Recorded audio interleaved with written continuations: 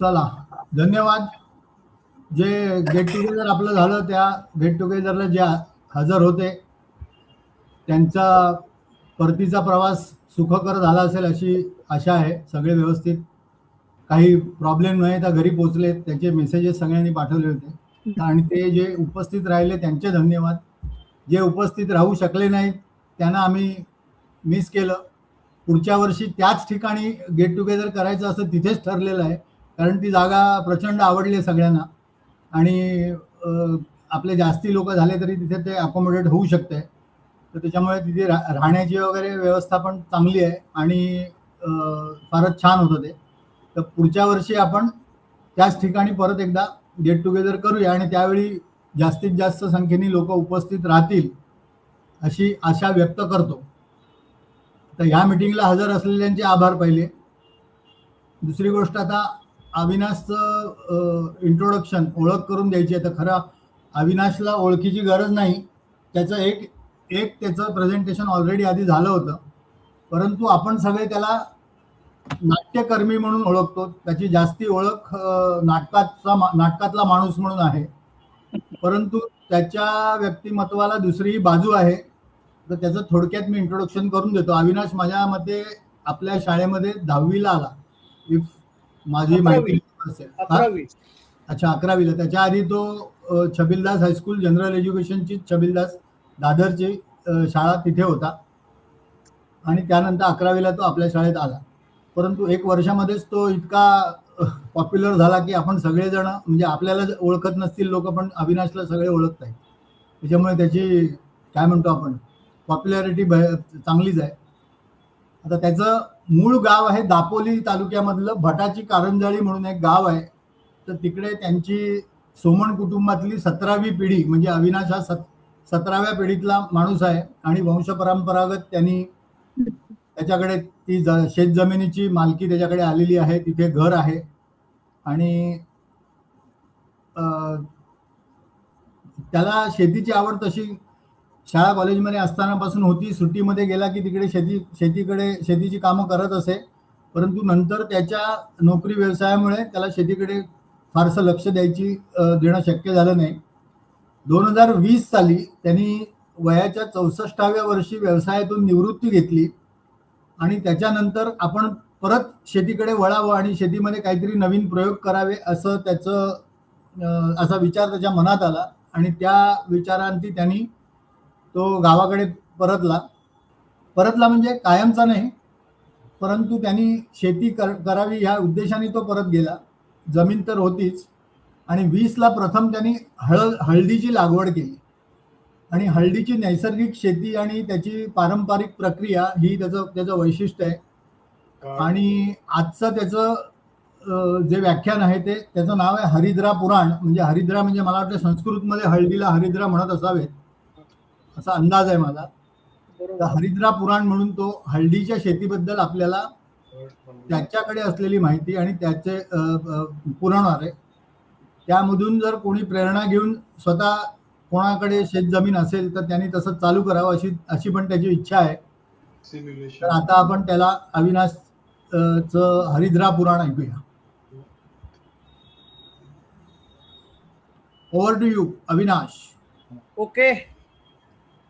तर जोशी हायस्कूल 1972 बॅचच्या सगळ्या मित्रमैत्रिणींच्या नावाने हो. शिमगा का?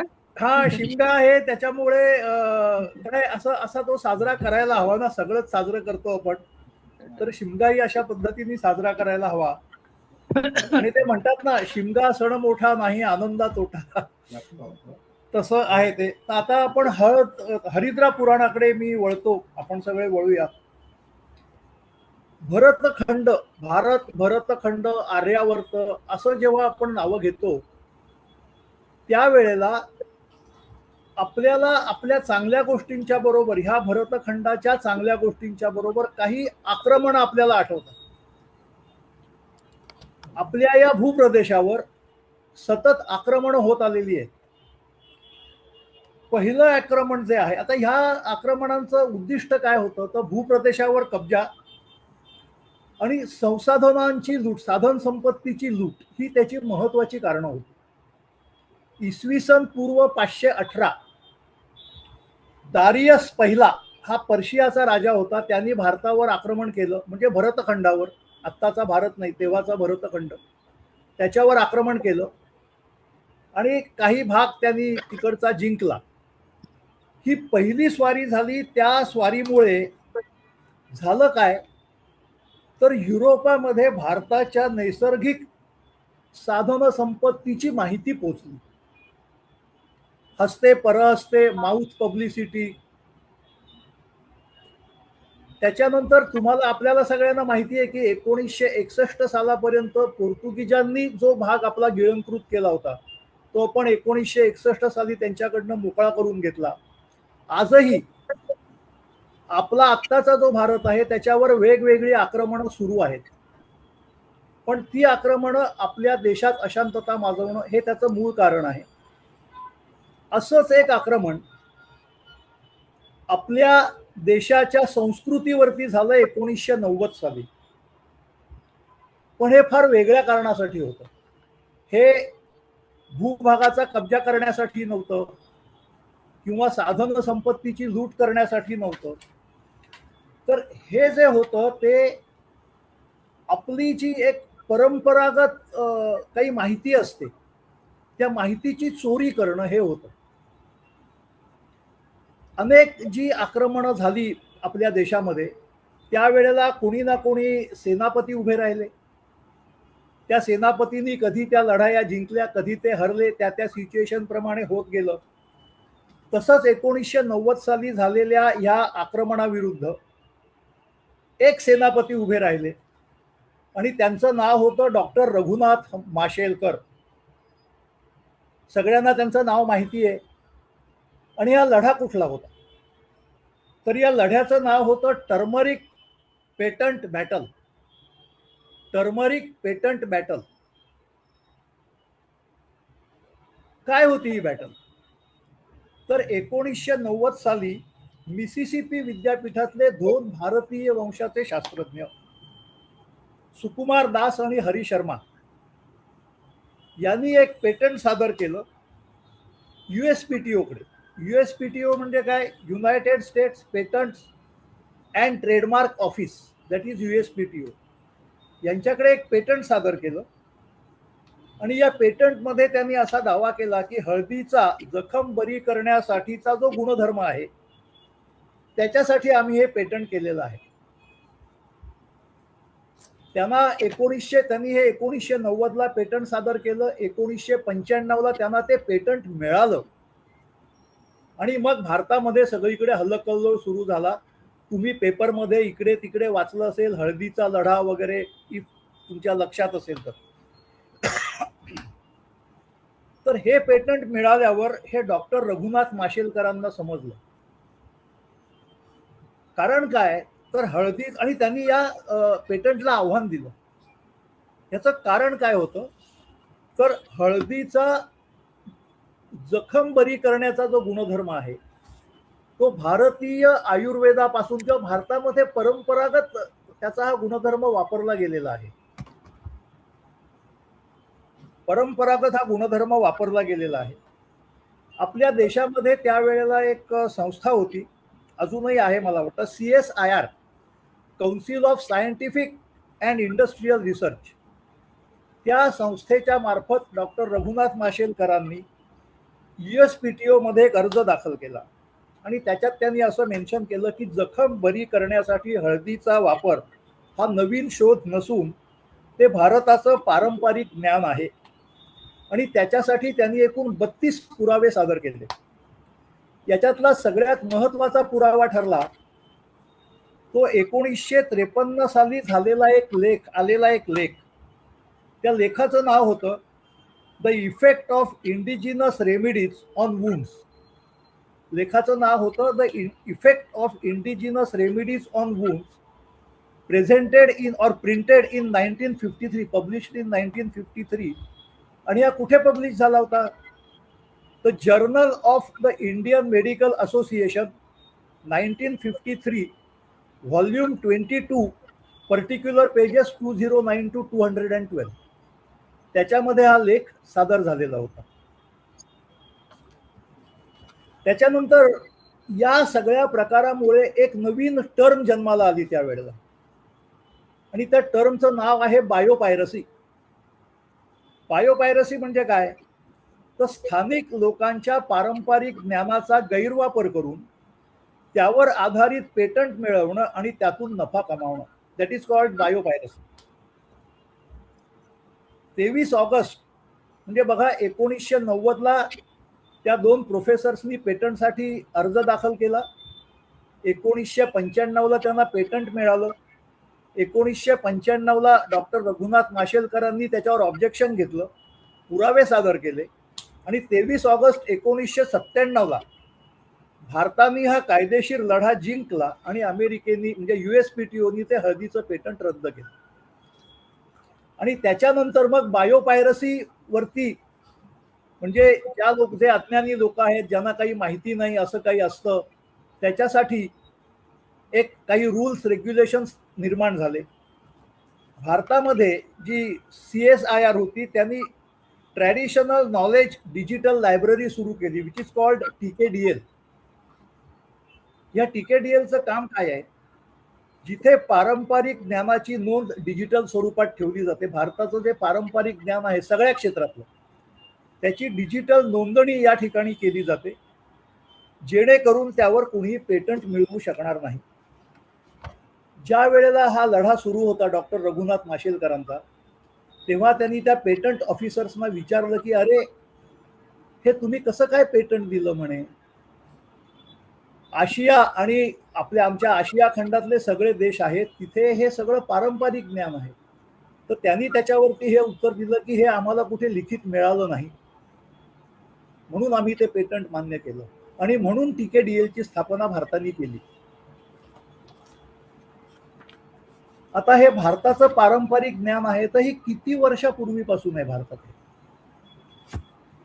तर त्याचा मी जेव्हा थोडासा माहिती घेण्याचा एक हा प्रयत्न केला, तेव्हा हळद ही मूळची भारतीय आणि दक्षिण पूर्व आशियाई देशातली वनस्पती आहे. आता ती सध्या जगभरामध्ये कुठेही उष्णकटिबंधीय प्रदेशामध्ये चांगली पिकते. बरं, हळद हा जो पदार्थ आहे हा भारताकरता केवळ एक मसाला नाहीये, तर ते भारतीय संस्कृती, आरोग्य आणि अध्यात्म यांचा एक महत्वाचा भाग आहे. आता हळद भारताला कधीपासून माहिती आहे किंवा कधीपासून उगवली भारतामध्ये, तर साधारण इसवी पूर्व इतिहास बघितला तर आजपासून 25,000 वर्षापूर्वी हळद भारतामध्ये अस्तित्वात होती. पण ती कमी प्रमाणात असेल, जंगली झुडूप म्हणून वाढत असेल किंवा काय, ते जे काय कारण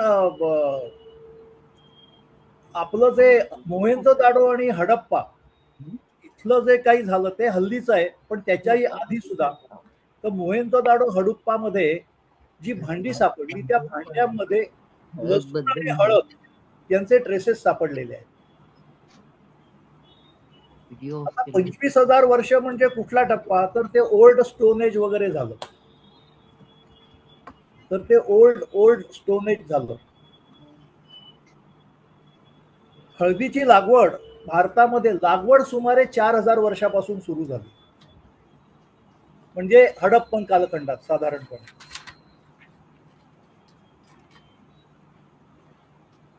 आता भारतामध्ये लिखित स्वरूपामध्ये हळद जी आहे ती आयुर्वेदामध्ये त्यांनी सांगितलेली आहे. आयुर्वेद, बरं, आपण जेव्हा आयुर्वेद म्हणतो तेव्हा तो आयुर्वेद हा एक ग्रंथ, म्हणजे आयुर्वेद अशा नावाचा कुठलाही ग्रंथ उपलब्ध नाहीये किंवा नाहीच आहे. तर सुश्रुत संहिता, चरक संहिता आणि भावप्रकाश निघंटू आचार्य भावमिश्र यांनी लिहिलेलं भावप्रकाश निघंटू याचा अर्थ सूची, म्हणजे एक काहीतरी नाव की बाबा अविनाश सोमण, त्याच्या पुढे त्याची छोटीशी माहिती, अशा प्रकारे जे एक तयार केलेलं असतं त्याला निघंटू म्हणतात. त्याच्यामध्ये त्या सगळ्या या तिन्ही याच्यामध्ये वेगवेगळ्या ठिकाणी हळदीचं काय वर्णन आहे. हरिद्रा गुणेन युक्ता ज्वरम हंती, विषम हंती, वर्ण करोती. वर्ण करोती म्हणजे त्वचा सुधारते. कुष्ठम नाशयती, कुष्ठ म्हणजे चर्मरोग. शोथम हंती, शोथ म्हणजे सूज, सूज कमी करते. कृमीम हंती, विषम हरती, हरिद्रा कपपितग्नी. घ्नी, घ्नी या शब्दाचा अर्थ आहे संतुलित करणे. घ्नी हा संस्कृत शब्द आहे, त्याचा अर्थ आहे संतुलित करणे. हरिद्रा कफ पितग्नी याचा अर्थ कफ आणि पित्त संतुलित करते. त्वचा शुद्धीकरीच एतद वर्ण्यम, त्वचा शुद्ध आणि चमकदार बनवते. बलवर्धने, शक्ती वाढवते. बरं, हिचे आणखी गुणधर्म काय आहेत? तर कटुका, तिक्ता, लघु. लघु म्हणजे पचायला हलकी, तिक्ता म्हणजे तिखट, कटुका म्हणजे कडू, तिक्ता म्हणजे तिखट, लघु म्हणजे पचायला हलकी. स्निग्धाच दीपना, स्निग्ध म्हणजे चिकट आणि दीपना म्हणजे पचन वाढवणारी. सर्व रोग हरेच एषा, सर्व रोगांना दूर करणारी. अशी ही हळद आहे. आता संपूर्ण जगाचा जर आपण विचार केला तर जगामध्ये हळद अनेक ठिकाणी पिकवली जाते. हळदीच्या एकूण 113 प्रजाती या जगामध्ये आहेत. त्यातल्या बहुतेक प्रजाती ज्या आहेत त्या आशिया देशांमध्ये आढळतात, तिथे पिकवल्या जातात. भारत, चीन, थायलंड, जपान, दक्षिण पूर्व आशियाई सगळे देश. प्रत्यक्ष भारतामध्ये 30 पेक्षा जास्त प्रकारच्या प्रजातींची लागवड केली जाते. हळदीचे 4 मुख्य उपयोग आहेत. एक कुलिनरी, मेडिसिनल, ऑर्नामेंटल.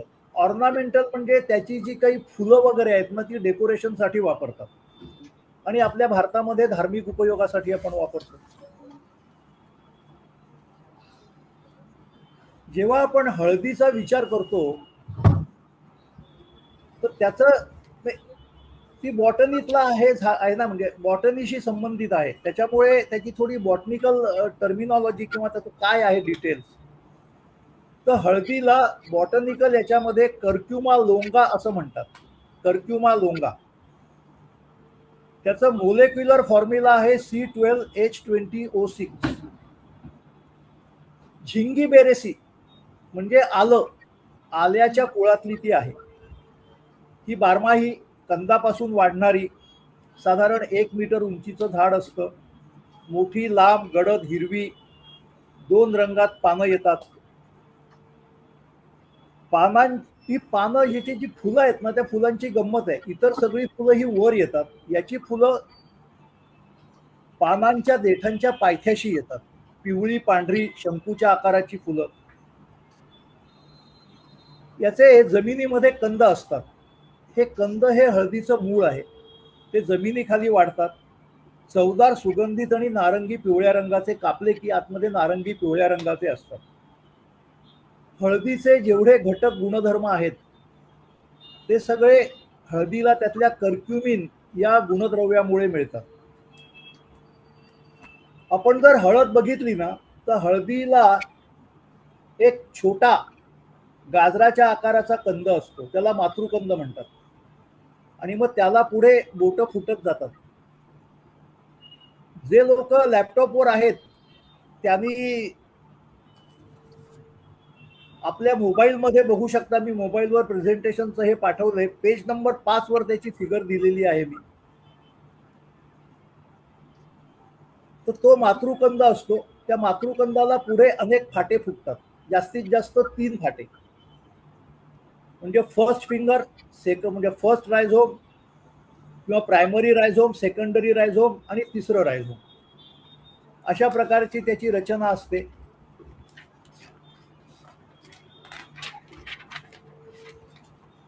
आता हळदीचे एक 4-5 प्रकार आहेत महत्वाचे, ते मी सांगतो. एक साधी हळद जी आपण जेवणात वापरतो. दुसरी आंबे हळद, ही औषधी गुणधर्म आहेत तिचे. ही ओळखायची कशी? तर तिची जी पानं आहेत त्या पानावरती गुलाबी रंगाच्या किंवा लालसर रंगाच्या रेषा असतात आणि त्याने ती ओळखली जाते. चौथी आहे जंगली हळद, जी जंगलामध्ये उगवते. तिचं नाव आहे कर्क्युमा. त्या सगळ्यांची नाव तिला कस्तुरी मंजन असंही म्हणतात. दुसरं आहे काळी हळद. ऍक्च्युली ही काळी नसते, तिचा क्रॉस सेक्शन घेतला तर ती जांभळी दिसते आपल्याला.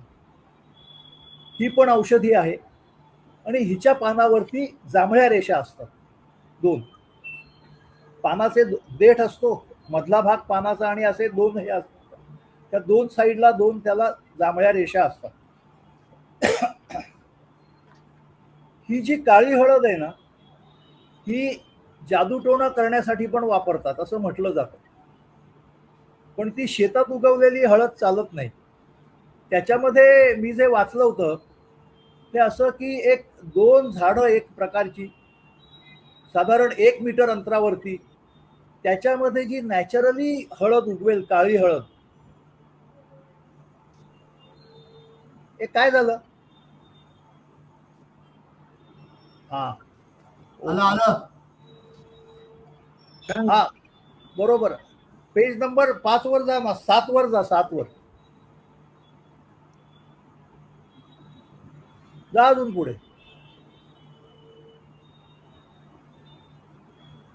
अजून अजून हळदीची चित्र येतील बघ.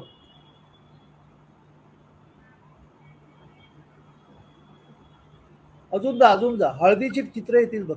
11 नंबर आहे, 11. हा, हे तुला थोडं एनलार्ज करता येईल का?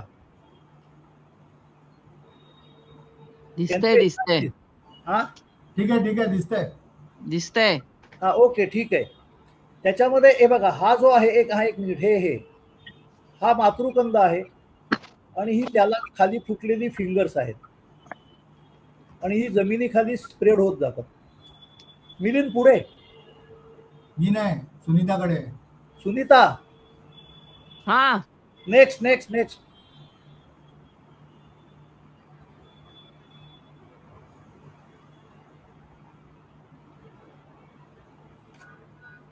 काय झालं? तुझं चालू दे. नाही, ठीक आहे.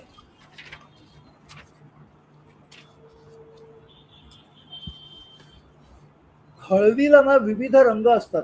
सुनीता, त्याच्यामध्ये हळदीचे वेगवेगळे रंग दाखवलेले एक स्लाइड आहे बघ. स्लाइड म्हणजे पेज आहे. 15 नंबर. स्क्रोल कर ना वर. 16. जा. स्टील. येस. बस, होल्ड. हळद आपण जेव्हा म्हणतो तेव्हा आपल्याला असं एक वाटतं की पिवळी धमक वगैरे असते, पण असं काही नाहीये. हे इथे दाखवलेले अनेक प्रकारचे रंग हळदीला असू शकतात. आपल्या इथे केरळमध्ये अलेप्पी नावाचं एक गाव आहे. तिथल्या साध्या जेवणाच्या हळदीचा जो रंग येतो पावडरीचा, तो काळसर असतो. आता आपण हळदीची शेती, लागवड ते पावडर याच्याकडे जाऊया. हळद हे बारमाही पीक आहे. हळदीची लागवड केल्यापासून हळदीची काढणी व्हायला साधारण 8 ते 9 महिने लागतात. त्याचं बियाण्याची जी निवड आहे, एक तुकडा घेतात, त्याला डोळा असलेला. त्याला पाण्याचा चांगला निचरा होणारी जमीन लागते. वाफा किंवा सरीवरंबा याचा अर्थ, तुम्ही ते असे आपण स्पीड ब्रेकर बघतो ना, तसे अनेक स्पीड ब्रेकर. जो उंचवटा असतो त्याला वरंबा म्हणतात आणि खोलगट भागाला सरी म्हणतात. त्या सरीतनं पाणी सोडायचं असतं. वरंब्यामध्ये लागवड करायची असते. खत तुम्ही काही घालू शकता, शेणखत घाला, कंपोस्ट खत घाला, अजून काही घाला. हळदीची लागवड केल्यावर गरजेनुसार किंवा मिनिमम आठवड्यातनं एकदा हळदीला पाणी द्यायचं असतं.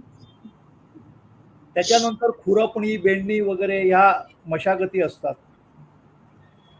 आता हळद तयार झाली काढायला, हे कसं ओळखायचं? तर हळद तयार झाली की हळदीची पानं आपोआप सुकतात. सगळ्यात महत्वाचा भाग म्हणजे झाडाची पूर्ण वाढ झाली साधारण 1 मीटर की हळदीचे कंद पानाकडनं कुठलाही अन्नपदार्थ घेत नाहीत. ते आपले आपण जमिनीतनं शोषून घेतात.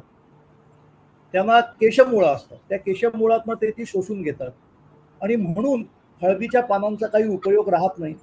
तुम्ही त्यांना पाणी घातलं नाही घातलं तरी सुद्धा ती हळूहळू सुकत जातात. हळदीची पानं पूर्ण सुकली की हळद काढायला झाली असं समजलं. आता हळदीची पानं पिवळी झाली, आपण हळद काढली की पुढची प्रक्रिया काय? तर साध्या पाण्याने ती 2-3 वेळा स्वच्छ धुवायला लागते. मग ती शिजवावी लागते किंवा वाफवावी लागते. शिजवायची अशासाठी की तिचं शेल्फ लाईफ वाढतं आणि त्याच्यामध्ये जे कर्क्युमिन आहे ते कर्क्युमिन पूर्ण हळदीच्या त्या हळकुंडामध्ये स्प्रेड होतं सगळीकडे.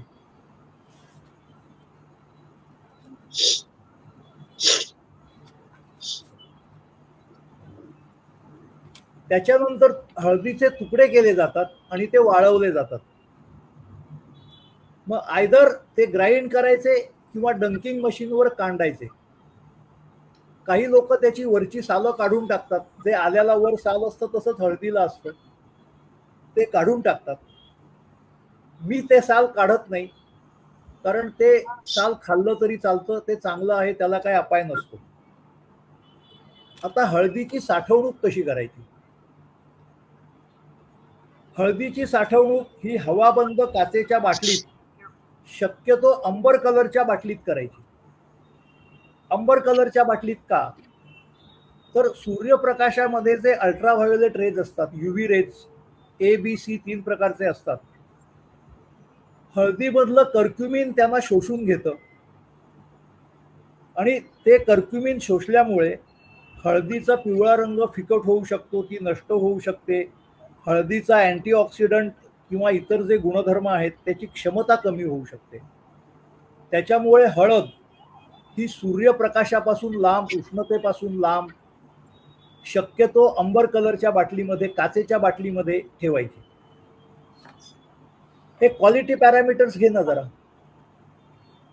ते इतकं छोटं आहे, दिसणं कठीण आहे. I will try. कर ना जरा. आता हे एक्सपांड केलं मी. नाही, पर्सेंटेज वाढव ना त्याचं. वाढवलं तर दिस इज मॅक्झिमम. अच्छा, पण तरी पण ते वाचता येत नाहीये. ठीक आहे, 1 मिनिट. मी वाचू शकतोय. कोण वाचू शकतंय का? Yes. Watch. Moisture percent by mass maximum. तर रिक्वायरमेंट आहे होल 11, ग्राउंड 11. एक मिनिट. होल याचा अर्थ हळकुंड आणि ग्राउंड याचा अर्थ powder. Okay. Now let me explain this. हा.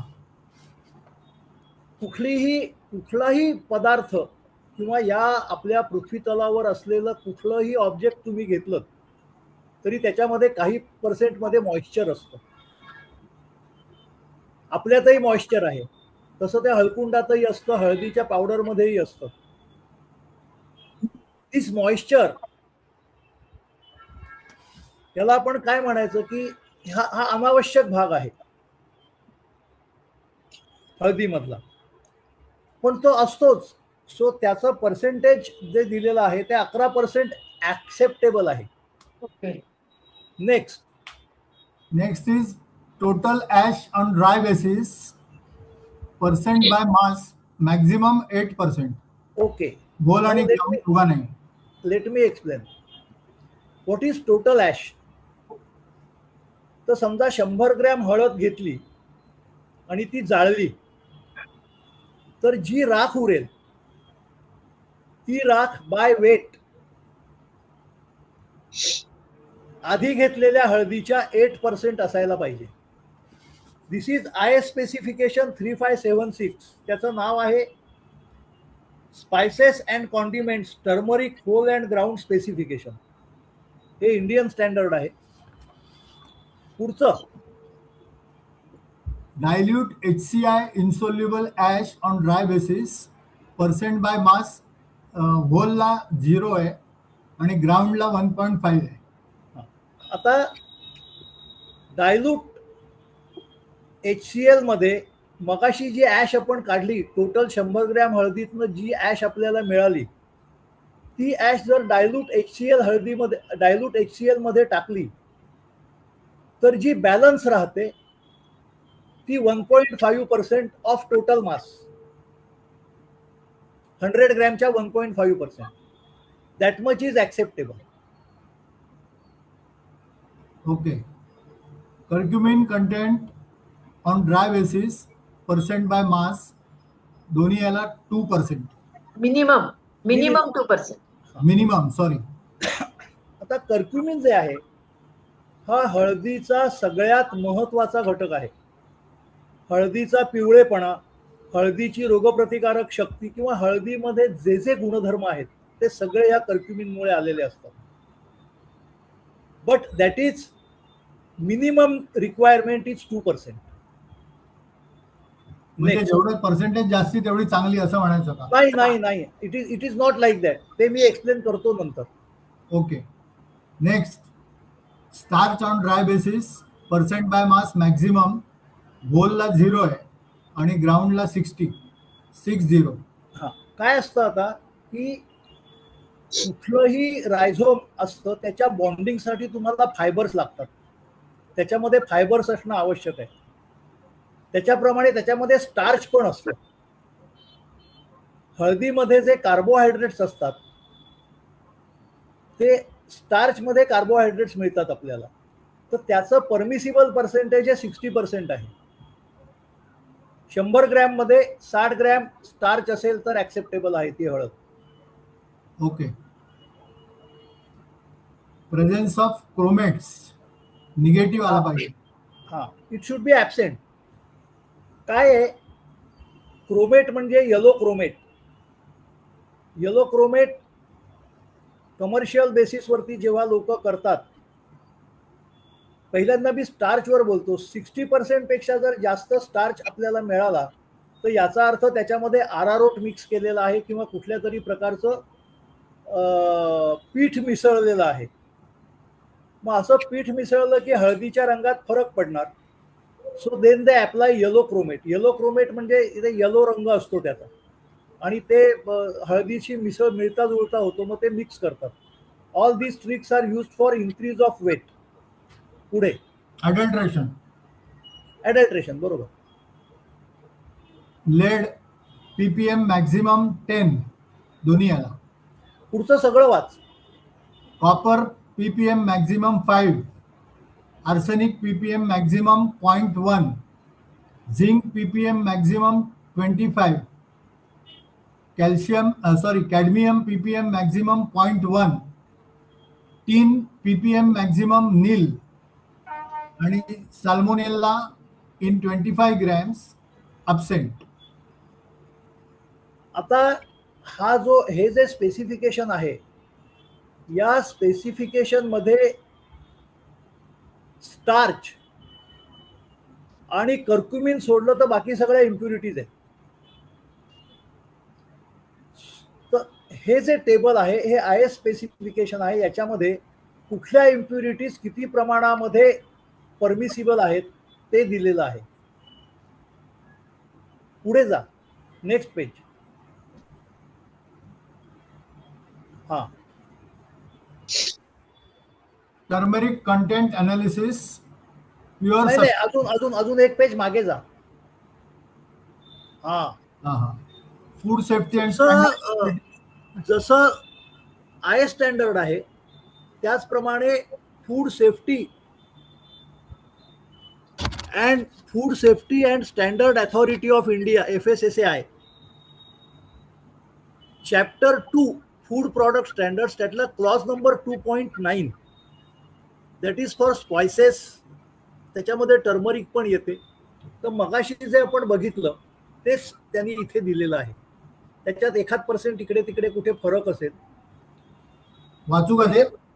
नाही, ते मगाचच आहे. वाचायचं तर एकदा वाच. 6 पॅरामीटर आहेत ते. अच्छा. Moisture not more than 10% by weight, total ash on dry basis not more than 9% by weight, ash insoluble in diluted HCl on dry basis not more than 1.5% by weight, coloring power expressed as not less than 2% by weight, that is chromate na. हा Curcuminoid content on dry basis ते काहीच नाही दिलं पुढे. Total starch not अरे मोर 2% आहे ना. ह्याच्यात दिलं नाहीये. बरं ठीक आहे, not less than 2%. Total starch not more than 60% by weight आणि test of lead chromate negative. Particle size 300 जे काय आहे ते mesh size. Best size micron 300 micron. Okay.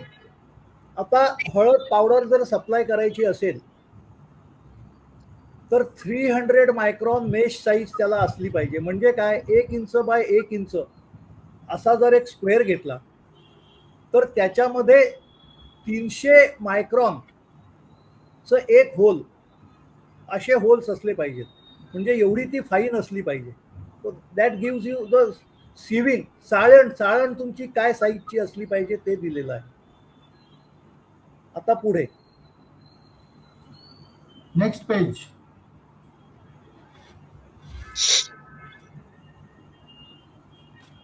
हा आता आपण जे बघितलं ना की हळदीमध्ये एवढ्या इम्प्युरिटीज आहेत.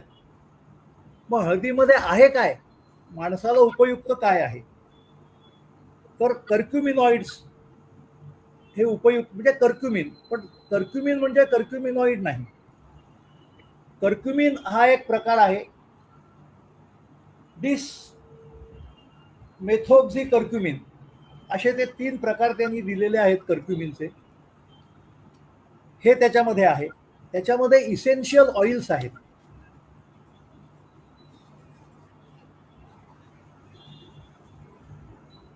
टर्मेरेरॉन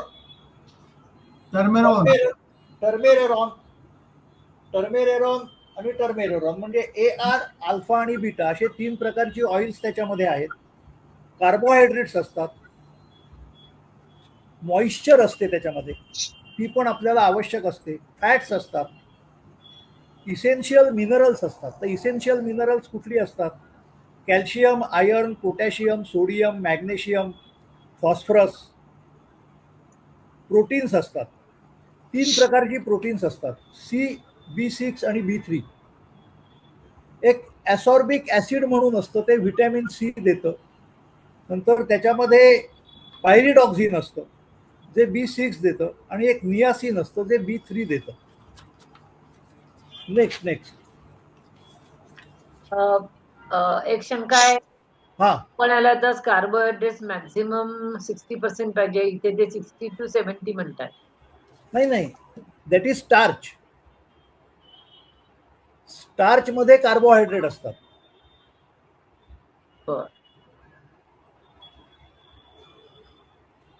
गव्हाचं पीठ असेल 100 ग्रॅम, नेक्स्ट स्लाइड.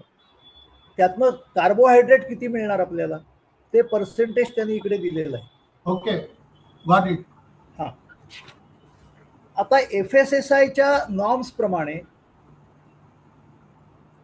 त्याच्या न्यूट्रिशनल व्हॅल्यूज काय असतात. कुठलाही पदार्थ तुम्ही घ्या जो पॅक आहे त्याच्यावर न्यूट्रिशनल व्हॅल्यूज मेन्शन करणं आवश्यक असतं. ते मी सॅम्पल म्हणून हळदीचं कोणाचं तरी दाखवलंय. Next slide. How to check quality at home. हा आता सगळ्यात महत्वाची गोष्ट, हे सगळं लॅबोरेटरी टेस्ट आणि हे आपल्याला काही करता येणार नाही. तर हळद शुद्ध आहे हे कसं ओळखायचं, तर 1 ग्लास साधं पाणी घ्यायचं, त्याच्यामध्ये अर्धा चमचा हळद टाकायची. पूर्ण हळद पाण्याजवळ बसली पाहिजे आणि मधलं जे पाणी आहे ते पूर्णपणे स्वच्छ असलं पाहिजे. आता हे सांगायला किती सोपं आहे ना. तर हे प्रयोग मी कमीत कमी 50-60 वेळा केलेले आहेत to reach to a particular conclusion. की साधं पाणी घ्यायचं, मी आपल्या टॅपचं पाणी घेतलं, त्याच्यात अर्धा चमचा हळद टाकली, बेसिकली हळद जी आहे ना, इट इज पीएच इंडिकेटर. ती अल्कलीमध्ये रेड कलरची होते. आता आपल्या घरात टॅपमधनं जे पाणी येतं, ते जे पाणी आहे त्याच्यामध्ये प्युरिफिकेशनसाठी आपण काय घालतो?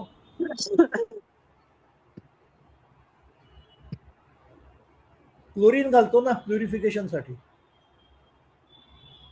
क्लोरीन, त्याचे क्लोराइड्स तयार होतात, ते अल्कलाईन आहेत. त्याच्यामुळे साधं नळाचं पाणी घेतलं की ते आतमध्ये पूर्ण लाल नाही झालं तरी रेडिश शेड दिसते. आता हे जेव्हा 1-2 वेळा झालं, त्यावेळेला मी आमच्या ज्या लॅबोरेटरीमध्ये मी चेक करतो टर्मरिक आणि सर्टिफिकेट घेतो त्यांच्याकडनं, त्यांना मी विचारलं की मला हा प्रॉब्लेम येतोय. तर त्यांनी मला सांगितलं की तुम्ही डिस्टिल्ड वॉटर वापरा, कारण तुम्हाला असं आपल्याला जे टॅपमधनं पाणी येतं त्याच्यात चेक केलं तर त्याच्यामध्ये क्लोरीन मध्ये प्युरिफिकेशन केलेलं असतं, सो ते अल्कलाईन होतं आणि म्हणून तसं होत असेल. तर जरी हे दिलेलं असलं तरी सुद्धा कलर वरनं आपण समजू शकतो की किती तो डार्क झाला किंवा किती फेंट झाला. That we can check. एक अंदाज येतो आपल्याला. मनुष्य प्राण्याला पाण्यामध्ये 8.5% 8.5 pH असेल इथपर्यंत क्लोरीन घातलेला चालतो, किंवा 8.5 pH पर्यंत पाणी चालू शकतं, त्याच्यावर नाही चालत. नॉर्मल प्यायचं पाणी असतं ते 7.5 ते 8.5च्या मध्ये असतं. म्हणून त्याच्यामध्ये ही टेस्ट कधी ओके येते, कधी नॉट ओके येते. So distilled water is best for this test. विलिन पुढे नेक्स्ट पेज. आता या सगळ्यामध्ये भारताचा सहभाग काय आहे? उत्पादनामध्ये भारताचं वर्चस्व आहे जगामध्ये. जागतिक हळदीच्या उत्पादनात 80% पर्यंत भारताचं योगदान आहे. 80% हळद ही भारतात निर्माण होते. हळदीची प्रमुख राज्य कुठली आहेत उत्पादन करणारी? महाराष्ट्र, तेलंगणा, तमिळनाडू, कर्नाटक आणि आंध्र प्रदेश. भारतामध्ये मगाशी सांगितलं त्याप्रमाणे 30हून अधिक हळदीच्या जाती पिकतात. भारताचा मोठा ग्राहक कोण आहे हळदीचा? स्वतः भारत. भारतात उत्पादित होणाऱ्या हळदीच्या 85% हळद ही देशांतर्गत वापरली जाते, उरलेली 15% एक्सपोर्ट होते. आणि निर्यात बाजारपेठ म्हणजे Bangladesh, UAE, America, other European countries इत्यादी. आता जगातली सर्वोत्कृष्ट हळद कुठे पिकते? तर लकाडोंग म्हणून एक आहे मेघालयमध्ये. तिथे जैंतिया हिल्स म्हणून आहेत. त्या परिसरामध्ये जी हळद होते ती जगातली सर्वोत्कृष्ट हळद मानली जाते. तिला GI टॅग दिलेला आहे. आणि त्याच्यातलं कर्क्युमिन पर्सेंटेज जे आहे ते 7 to 12% आहे. तर ही हळद ही मेडिसिनल क्वालिटीची आहे, म्हणजे औषधांमध्ये हिचा मुख्यत्वे करून वापर केला जातो. महाराष्ट्राचा आणि हळदीचा जर आपण विचार केला तर सगळ्यांनी ऐकलं असेल की सांगली हे मोठी बाजारपेठ आहे हळदीची. तर महाराष्ट्रामध्ये 3 गावांना किंवा 3 ठिकाणांना GI टॅग मिळालेला आहे. एक सांगली, तिला सांगली हळद म्हणतात. वर्ध्यामध्ये वायगाव म्हणून आहे, ते मोठं मार्केट आहे हळदीचं, त्याला वायगाव हळद म्हणतात. हिंगोली आहे, हिंगोलीमध्ये वसमत नावाचा तालुका आहे मला वाटतं, त्याला वसमत हळद म्हणतात. हे तिन्ही GI टॅग आहेत. आता धार्मिक उपयोग सगळ्यांना माहिती आहे, हळदी कुंकू. अच्छा, आता मी जर असं म्हटलं तर हळद ही कुंकवाची जननी आहे. हळद ही कुंकवाची जननी आहे. हळदीपासून आपल्याला घरच्या घरी नैसर्गिक कुंकू बनवता येतं. ते कसं बनवायचं? तर 1 वाटी हळद घ्यायची आणि पानटपरीवरती ती चुन्याची ही मिळते ना ट्यूब, ती 1 ट्यूब त्याच्यात पाणी घालून 1 वाटी पाणी घालून त्याची निवळी करायची आणि हळदीमध्ये थोडं थोडं मिक्स करून ते चोळायचं. चुन्याची निवळी अल्कलाईन आहे म्हणून हळदीचा रंग पिवळा होतो, आपला लाल होतो. मग त्याच्यामध्ये तुम्हाला सुवासासाठी जर काही पाहिजे असेल तर तुम्ही गुलाब पाणी टाकू शकता. ओलं कुंकू पाहिजे असेल तर त्याच्यामध्ये शुद्ध तूप टाकू शकता, गाईचं तूप. आणि हे मिश्रण केमिकल विरहित आहे. ज्या स्त्रियांना कुंकू लावायची इच्छा असेल त्यांनी अशा प्रकारे शुद्ध हळदीपासनं घरी हे कुंकू बनवायला हरकत नाही. 15-20 मिनिटाचा खेळ असतो सगळा. फक्त पानटपरीवर जाऊन ती ट्यूब आणावी लागेल चुन्याची.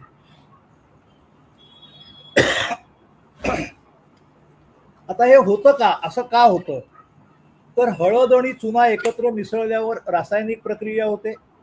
हळदीतलं कर्क्युमिन आणि चुन्यातलं मॅग्नेशियम हायड्रॉक्साईड कॅल्शियम, हे इट शुड एकत्र बी होतं. कॅल्शियम हायड्रॉक्साईड ना? नाही नाही, चुन्यामध्ये मॅग्नेशियम हायड्रॉक्साईड पण असतं आणि कॅल्शियम हायड्रॉक्साईड पण असतं. त्याचं कॅल्शियम कर्क्युमिनेट तयार होतं.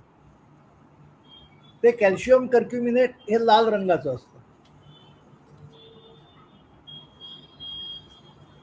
मागे एकदा गंमत काय झाली माहितीये का, एका ताईंनी माझ्याकडनं हळद घेतली आणि 1 महिन्यानी त्यांनी मला फोन केला, अहो काका तुमची हळद फिक्की पडली. आता मी तर त्यांना पावडर सप्लाय केली होती. म्हटलं म्हणजे नक्की काय झालं. त्या म्हणाल्या, मी तुमची हळद आली, ती उघडली, परातीत ठेवली आणि 8 दिवस ती परात उन्हामध्ये ठेवली, 8-10 दिवस, आणि ती फिकी पडली. मगाशी जे मी सांगितलं की हळद to be kept away from sunlight, heat etcetera etcetera. मग माझ्या डोक्यात असं आलं की अरे मी एवढं टेस्टिंग बिस्टिंग सगळं हळदीचं करतो आणि असं कोणी गडबड केली तर काय करायचं. म्हणून मग मी एक छोटंसं हे तयार केलं, गाईडलाईन्स तयार केल्या, which I call storing turmeric best practices. तर सगळ्यात पहिली गोष्ट, हे 7-8 पॉईंट आहेत त्याचे. Air tight container. Store turmeric in an container or jar with a tight fitting lid. Dry container. Ensure the container is completely dry before storing turmeric to prevent lump formation due to moisture. म्हणून ते पूर्ण कोरडं असलं पाहिजे. Colored jar recommended. Turmeric's potency can degrade when exposed to light, especially ultraviolet rays. Use color jars. This will help to block UV rays, reduce light penetration, preserve turmeric's curcumin content. Amber or brown jars give excellent UV protection. Alternatively, store transparent jars in a closed cabinet or wall rack. म्हणजे जर transparent बरणी असेल तर ती शक्यतो बंद कपाटात ठेवा. Most important is heat protection. Keep turmeric away from sunlight, oven, windows, stove, म्हणजे आपले जे इलेक्ट्रिक स्टोव किंवा गॅस स्टोव वगैरे असतात ते. Fridge top. फ्रीज आपण कंटिन्युअस चालू ठेवतो, त्याच्यावर हात ठेवला तर तो गरम लागतो. ती बाटली जर कंटिन्युअस याच्यावर ठेवली, कशावर, फ्रीज टॉपवर, तर हीट एमिशनमुळे टर्मरिकची, हळदीची स्ट्रेंथ कमी होऊ शकते. आणि सगळ्यात महत्वाचं, don't store in the fridge. कारण काय असतं, कितीही एअर टाईट असलं, काही असलं तरी बाहेर जर मॉइश्चर पकडलं तर ते आतमध्ये ट्रान्सफॉर्म आणि त्याचं लम्प्स तयार होऊ शकतात. त्याच्यामुळे हे 7 पॅरामीटर जे मी दिलेत, हे जर कोणी पाळले तर साधारण हळदीचं लाईफ, शेल्फ लाईफ 9 महिने असतं, ते तुम्ही 1.25 वर्षापर्यंत वाढवू शकता बाय स्टोरिंग हळद in proper turmeric in proper manner. पुढची गोष्ट, material considerations. Avoid storing turmeric in plastic containers. काय होतं की प्लास्टिक कंटेनरमध्ये खूप दिवस हळद ठेवली तर त्याला एक प्लास्टिकचा वास येतो. कंटेनर्स और बॅग्स, सगळं त्याच्यातनं ऑइल तयार होतं ते टर्मरिक मधलं, आणि टर्मरिक स्पॉइल होते. If no choice left then use recycle plastic number 5. आता काय माहितीये का, हे प्लास्टिक आपल्या जगामध्ये आल्यापासून प्लास्टिकच्या ह्याला नंबर दिलेले आहेत, 1 नंबर, 2 नंबर, 3 नंबर. तर 1 नंबर म्हणजे 1 टाइम युजेबल प्लास्टिक. बिस्लेरीची बाटली किंवा कुठेही रस्त्यावर पाण्याच्या बाटल्या मिळतात त्या. So 5 number is recycled for food storage.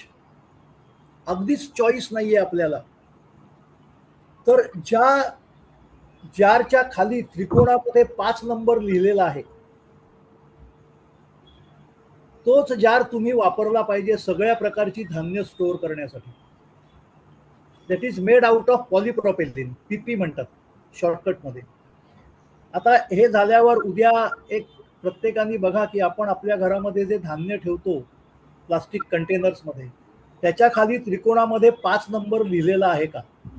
नसेल तर स्लोली ते डिस्कार्ड करा. 5 नंबरचे कंटेनर घेऊन या आणि त्याच्यामध्ये स्टोअर करा. That will give you more shelf life आणि धान्य खराब होण्याचे जे प्रसंग आहेत ते कमी येतील. बिस्कीच्या बाटलीत ठेवली चालेल का? हा बिस्कीच्या बाटलीमध्ये स्टोअर करून ठेवली चालते का? हा चॉकलेटी कलरची असते ना ती. हा बस. So that is okay. Empty whisky bottle ना? हा empty whisky bottle. That is not only empty properly washed and dried. हा अँड ड्राईड. आणि सगळ्यात महत्वाचं, when you will wash it with what? Soap. Again soap is alkaline. Your turmeric त्याचे काही त्याच्यामध्ये traces राहिले, सो सोपने धुतल्यावरती परत गरम पाण्याने धुणं आवश्यक आहे. Okay. Use turmeric within 12 months of storage date as it has a relatively short shelf life. सगळ्या मसाल्यांमध्ये हळदीचं शेल्फ लाईफ हे 9 ते 12 महिने असतं. बट ह्या ज्या प्रिकॉशन्स मी दिलेल्या आहेत या तुम्ही घेतल्यात तर तुम्ही 1.25 वर्षापर्यंत हळद आहे तशी टिकवू शकता विथ सम मायनर डेफिशियन्सी.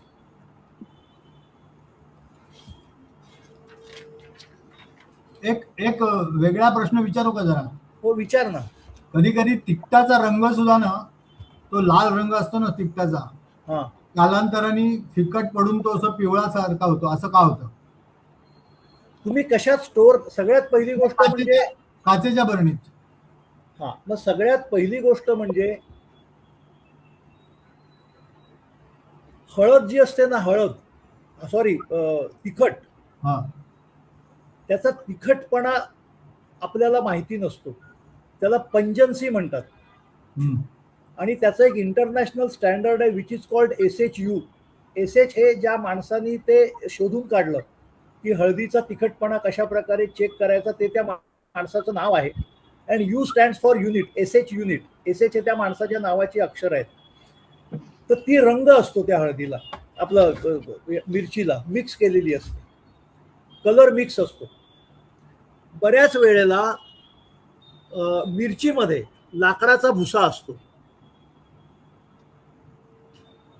नाही म्हणजे असा जो कलर चेंज झाला असेल आपल्या तिखट याचा मसाला, नाही तर तो तुझ्या बाटलीचा परिणाम नाही. हा अगेन म्हणजे त्याच्यामध्ये तुला मी एक सांगतो, मी त्याच्यावर स्टडी केला नाहीये. मी फक्त तो पंजन्सी कशी चेक करतात तेवढंच मी मध्ये मला बऱ्याच जणांनी विचारलं की तुम्ही मिरची पण द्याल का powder. So I have studied that. पण ते थोडं म्हणजे मी पिकवत नाही ना. सो मग ती बाजारातूनच घ्या ना. मग व्हॉट इज माय USP? काहीच नाही. म्हणजे डिपेंडेबिलिटी आली, दुसऱ्यावर अवलंबित्व आलं. आत्ता जशी मी विथ सर्टिफिकेट विकतो तशी मी ती विकू शकणार नाही. म्हणून तो मी अभ्यास केला होता. पण तू थोडं गुगल केलंस तर तुला असं लक्षात येईल की तुम्ही ती हीट जवळ ठेवत असणार.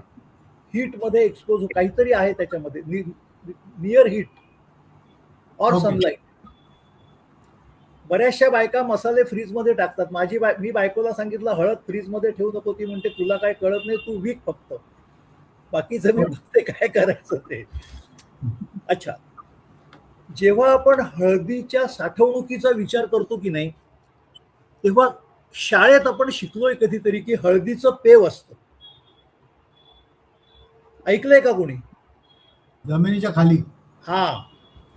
तर सांगली जिल्ह्यामध्ये मिरज तालुका आहे. त्या मिरज तालुक्यामध्ये हरिपूर नावाचं एक गाव आहे. साधारण 5 फूट खालची जी जमीन आहे तिथली, तिथे खड्डे खणतात रेग्युलर रांजणासारखे, आणि त्याच्यामध्ये हळदीची पोतीच्या पोती लाखो पोती साठवून ठेवतात. आणि ते पेव भाड्याने देतात. याचं कारण काय की त्यांच्याकडची जमिनीखालची जी माती आहे त्याला माण माती म्हणतात, ती घट्ट आहे आणि त्याच्यामध्ये काय आतलं बाहेर जात नाही, बाहेरचं आत येत नाही, काही नाही. आणि ती पेव भाड्याने देतात. आणि हळदीचे दर वाढले की व्यापारी त्यातनं म्हणजे भाड्याने कोणाला देतात, हे व्यापारी हळद खरेदी करतात, हळकुंड साठवणार कुठे, ती ते पेवात साठवत असे. म्हणजे हरिपूर आणि परिसरातल्या बऱ्याचशा लोकांचा रोजीरोटी या पेवावर चालत होती. तिथे किलोमीटरच्या किलोमीटर पेव होती. ते काढ ना, पेवचं दाखव ना, हळदीचे पेव म्हणून. हा पुढचा फोटो आहे बघ. आहे.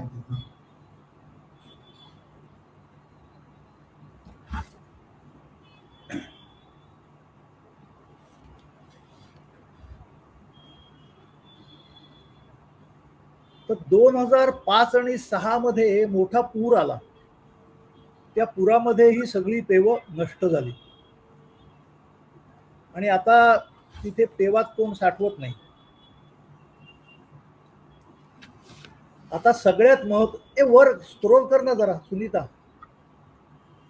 हा, हे खराब, हे वाया गेलेले पेव आहेत त्याच्यामध्ये 2005-6च्या पुरामध्ये. Next slide. हा, दिस इज द ऍक्च्युअल पेव. ती माती जर तुम्ही बघितली तर लगेच कळेल माती किती घट्ट आहे, फोटोमध्ये पण दिसते. आता आपल्या मराठीमध्ये एक म्हण आहे, पी हळद आणि हो गोरी. तर खरोखर हळद प्यावी इतकं पर्सेंटेज आपण घेतलं पाहिजे का हळदीचं? याच्यावर भारतामध्ये कुठलंही संशोधन झालेलं नाहीये.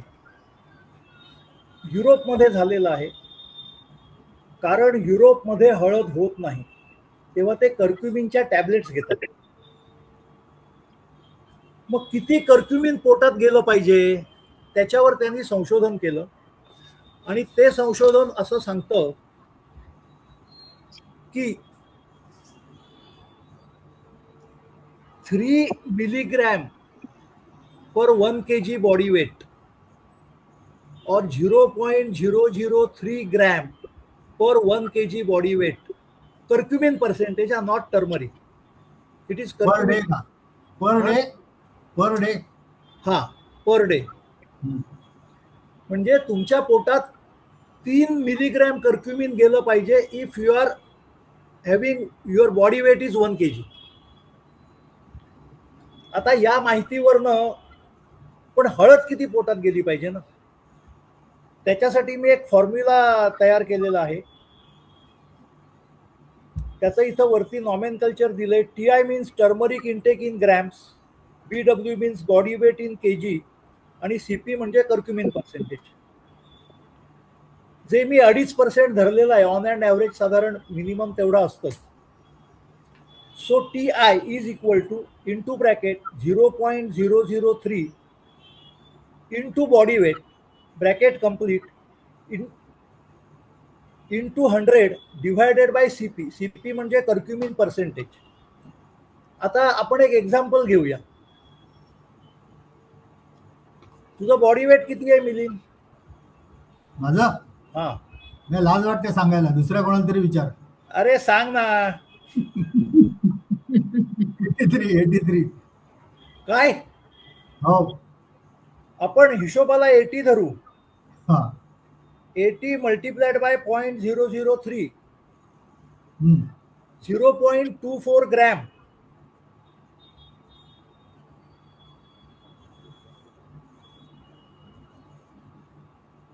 Multiplied by 100 24.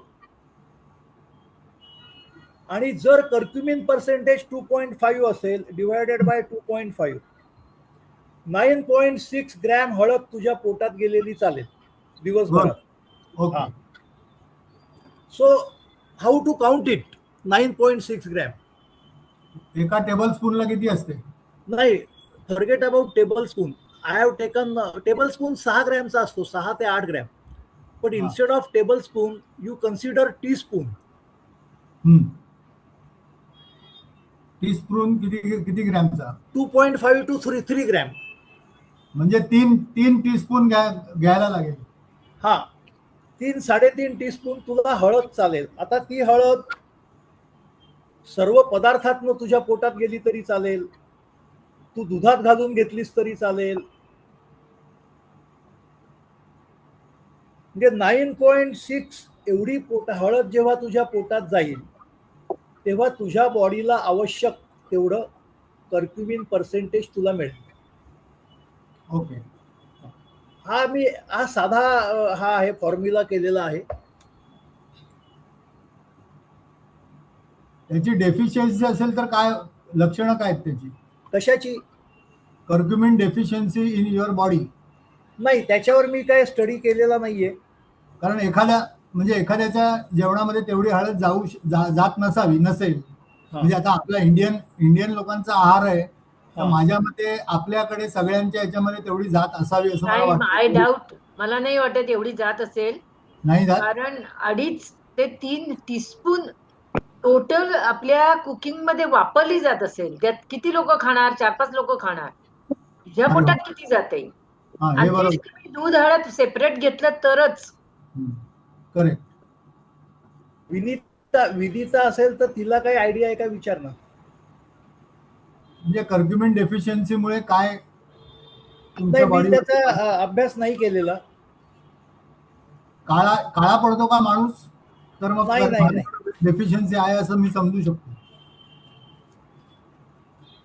पण तू दूध हळद घ्यायला हरकत नाही मिळेल. पण मला नाही वाटत की there is something like deficiency. म्हणजे जशी विटामिन्स आपल्या शरीराला मी जरा गरज पाणी असते. पितो. 1 मिनिट.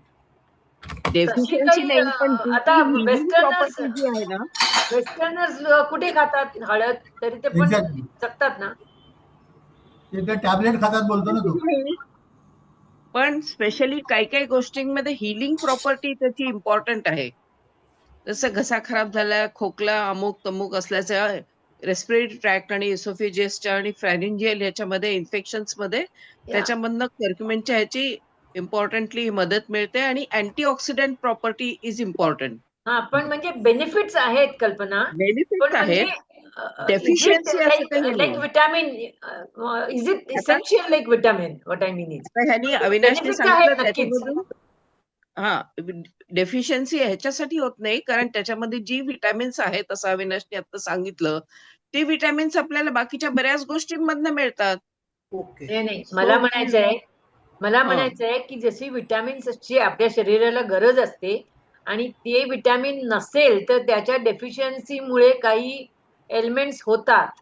तसं हळदीचं आहे का? कारण बाहेर म्हणजे वेस्टर्न जगातले लोक कुठे हळद खातात? बट दे लिव्ह नाहीये, हेल्दी. कारण तसा प्रकार नाहीये ह्याच्यामध्ये, कारण ह्याच्यामध्ये असं कुठलंच नाही. विटॅमिन सी पण इतक्या मायन्यूट ह्याच्यामध्ये त्याची डेफिशियन्सी होण्या इतकी आपण हळद खातच नाही, आणि ती विटॅमिन सी आपल्याला बाकीच्या बऱ्याच गोष्टींपासून मिळतच. त्यामुळे असं कुठल्याही ह्याच्यामध्ये त्याच्यातली मायन्यूट जे आहेत विटॅमिन्स, त्याची डेफिशियन्सी होण्या इतकं हळदीचं आपलं कन्झम्पशनच नसतं. ऍक्च्युली मला काय वाटतं माहितीये का, की हळद ची जी अँटी इन्फ्लेमेटरी प्रॉपर्टीज आहेत आणि त्या खूप महत्वाच्या आहेत. आणि इनफॅक्ट रिसर्च प्रॉपर्टी महत्वाची आहे, अँटीऑक्सिडंट प्रॉपर्टी महत्वाची आहे. काही ठिकाणी त्याच्याबद्दलचं अँटी कॅन्सरस प्रॉपर्टी पण आहे त्याच्यामध्ये.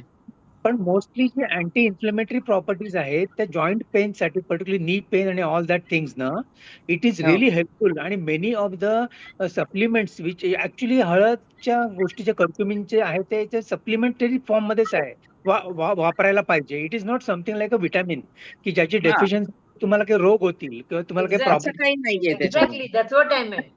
Halad is a supplement which is kind of enforcing your body for immunity and kind of anti-inflammatory properties.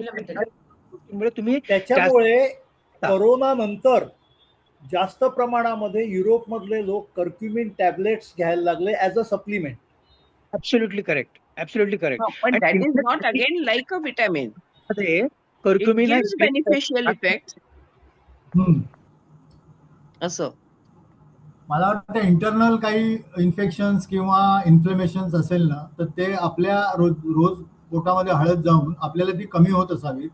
May be तो स्टडी म्हणजे वेस्टर्न कंट्रीज, युरोपियन कंट्रीज मधला किंवा आपल्या इथला तो जर झाला तर ते कळून येईल की नॅचरली आपण जे जेवणामध्ये हळद खातो त्याच्यामुळे आपल्याला त्या दृष्टीने होणारे डिसिजेस किंवा हे त्याची प्रमाण आपलं कमी असेल. आय मे से सो, पण मला काही प्रमाणामध्ये हा. अमिबीसाइडल इफेक्ट आहे ह्याचा. अमिबियासिस मध्ये ह्याचा उपयोग होतो Right. की ते होणं टाळलं जावं ह्याच्यासाठी. ओके. आणि दुसरं मला असं विचारायचं होतं अविनाश, तू ते कलरच्या ह्याच्यामध्ये भेसळ असू शकते आणि असं हे जे सांगितलं आणि टॅप वॉटर मध्ये किंवा आपण ग्लास ऑफ वॉटर मध्ये घालून हळदीचं टेस्टिंग करतो, हम्म. त्याच्यामध्ये काही गोष्टीच त्याच्यातल्या स्टार्च असली त्याच्यातली तर काही कळणार नाही आपल्याला. नाही, दॅट इज झटपट test आहे भेसळच्या ना. बद्दल काही कळणार नाही त्याच्यामध्ये. नाही, रंग बरोबर असेल आहे. तर ते कळेल. नाही, तुला मी एक सांगतो, त्याच्यामध्ये कसं आहे माहितीये का, आपण हळद याच्यामध्ये टाकली पाण्यामध्ये हम्म, हम्म, की ती मुळात सेटल व्हायला 1-1.5 तास लागतो हम्म. आणि तिचा रंग जर फिका, बाहेरून बघितल्यावर हळदीचा रंग फिका दिसला पाहिजे. पण अगेन रंग हळदीचा तसाच बघायला गेलं तर तू मगाशी एवढे कलर्स असतात असं दाखवलंस त्याच्यामध्ये. हो, पण तर त्यामुळे एकच टाईपचे हळद आपल्याला नाही मिळेल नाही नाही नाही नाही असं सी, नाहीये. Try to understand my point. तुम्ही ज्या रंगाची हळद टाकताय हम्म, तिचा एक, समजा मला त्या रंगाचं काय मेजरमेंट आहे मला माहित नाही, पण समजा तुम्ही डार्क लाल रंगाची हळद टाकली हम्म. तर जेव्हा ती तळाशी जाऊन सेटल होते तेव्हा बाहेरून बघितल्यावरती ती फेंट तुम्हाला दिसते.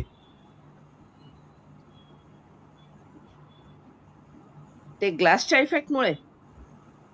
नाही, कशामुळे मला माहित नाही, त्याच्यामध्ये कदाचित त्या ह्याच्यामुळे पण असेल, रिफ्रॅक्शनमुळे सुद्धा असेल.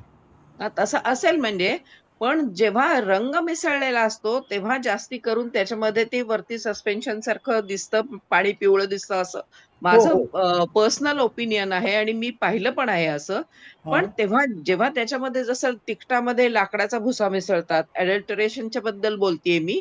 हा. पण ह्याच्यामध्ये स्टार्च कुठली आणखीन मिसळलेली असं काहीतरी असलं तर त्याचा आपल्याला काही घरी कुठल्या वेनी शोधून काढता येणार नाही ना, हे म्हणायचंय मला. हा, शोधून नाही काढता येणार, फक्त त्याच्यामध्ये एक समजेल आपल्याला की येलो क्रोमेट मिक्स केलंय की नाही. हां, तेच कलर फक्त मिक्स केला आहे की नाही एवढं येस, कळतं आपल्याला. पण ते सुद्धा हं. तुमच्या पाण्याचा पीएच काय आहे त्याच्यावरती ते नाही ते अवलंबून आहे. ठीक आहे. ते आपण समजून घेतो म्हणजे ते हे वॉटर आपलं प्युअर पाहिजे त्याच्यानंतरच कळेल म्हणजे. हा. पण नाहीतर अदरवाईज आपल्याला दुसरी काही भेसळ त्याच्यामधली काही कळणार नाही, नाही, असं म्हणायचंय मला. करेक्ट. मग म्हणून मी जी हळद सप्लाय करतो ना, हं, ती मी आमच्या ठाण्यामध्ये एक प्रिसाईज लॅबोरेटरी म्हणून आहे, which is NABL approved laboratory. हं. हळदीचा लॉट मी आणला की एक पाव किलोचं पार्सल त्यांचा माणूस येऊन घेऊन जातो. ते 8-1 दिवसात मला हे रिपोर्ट हे देतात.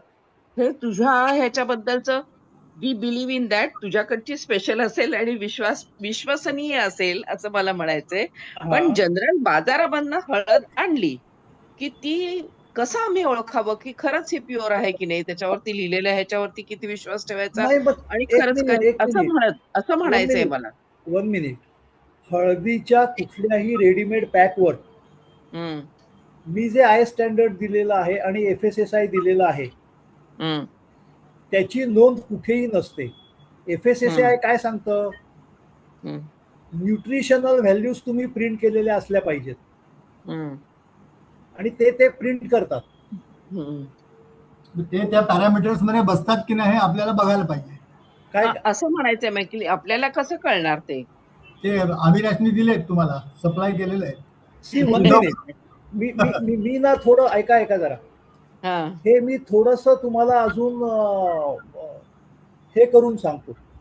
सगळ्यात महत्वाची गोष्ट,